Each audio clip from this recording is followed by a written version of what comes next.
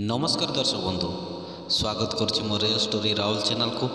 दर्शक बंधु आज आम देखा जदि कई आपण को दुख दिए कष्ट दिए सेते बेले आपण कौन करेंगे।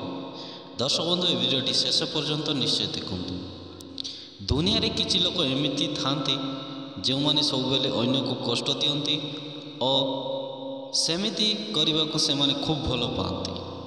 तेबे एटारे प्रश्न होउछि दर्शक बंधु जदि आम सह कई एमिति करुछि तेबे आमे कौन करिबा। यार उत्तर आमे आपण मानक एक सुंदर कहानी माध्यम रे बुझेबाकू चेष्टा करुछु। एई वीडियोटी शेष पर्यंत निश्चय देखंतु। कौन से एक अंचल रे जड़े साधु रोथिले दर्शक बंधु। तांकर सहर रे एवं एक गाँ रे दुईटी आश्रम थिला। साधुंक किछि दिन सहर रे किछि दिन ग्राम रे थिबा आश्रम रे रुहंती दर्शक बंधु। सहर रे थिबा आश्रम को धनी लोक माने आसंती और सेटारे विभिन्न प्रकार स्वादिष्ट खाद्य तैयारी हुए दर्शक बंधु। समस्ते खाइबा परे जा बोली पड़े ता बाहर फोपाड़ी दियंती। आश्रम बाहर थिबा गोटे कुकुर से फोपड़ा जाउथिबा खाद्य को खाए और बेस हृष्टपुष्ट होइଥାଏ दर्शक बंधु।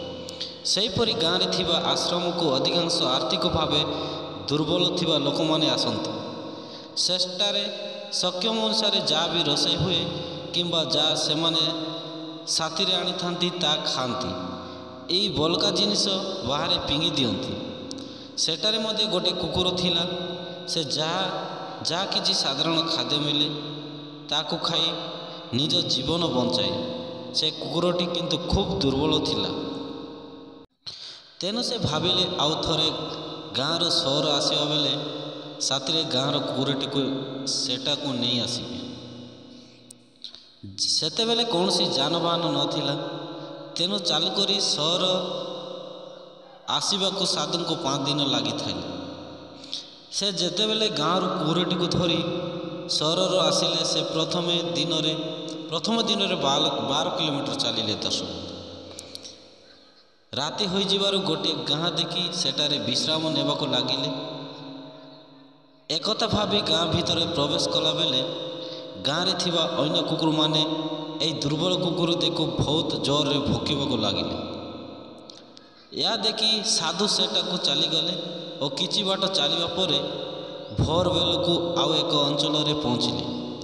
किंतु सेटारे मध्य से समान अवस्था हैला। एमिति साधु केउ गाँ भितर को मध्य विश्राम नेबा को पहुँची पारिले नहीं। तेणु से गच मूले अल्प समय विश्राम करी साथी आनिथिबा जिनिस खाई चाली चाली मात्र 2 दिन रे आश्रम रे पहुँची गले दर्शक। सेटारे से कुकुर को आश्रम पाखे छाड़ी देले और से आनंद रे खाइले। संध्या बेले जेते बेले विभिन्न स्थान रे शिष्य माने साधु को पाखक शिक्षा करने को आसिले सेते बेले साधु तांको बाटरे आसीथिबा बेले केउ अमूल्य शिक्षा पाइथिले सेही विषय रे कहले। साधु कहले केते बेले भी तांको कुकुर माने हरियान करुथिले। से जदि सेमानको प्रकार करी तोड़ी देई गाँ जाई विश्राम नहीं थांते तेमे 5 दिन आश्रम रे पहुँची थांते। किंतु सेमानको एड़े आगको गड़ी थिले बोली से 2 दिन रे पहुँची गले।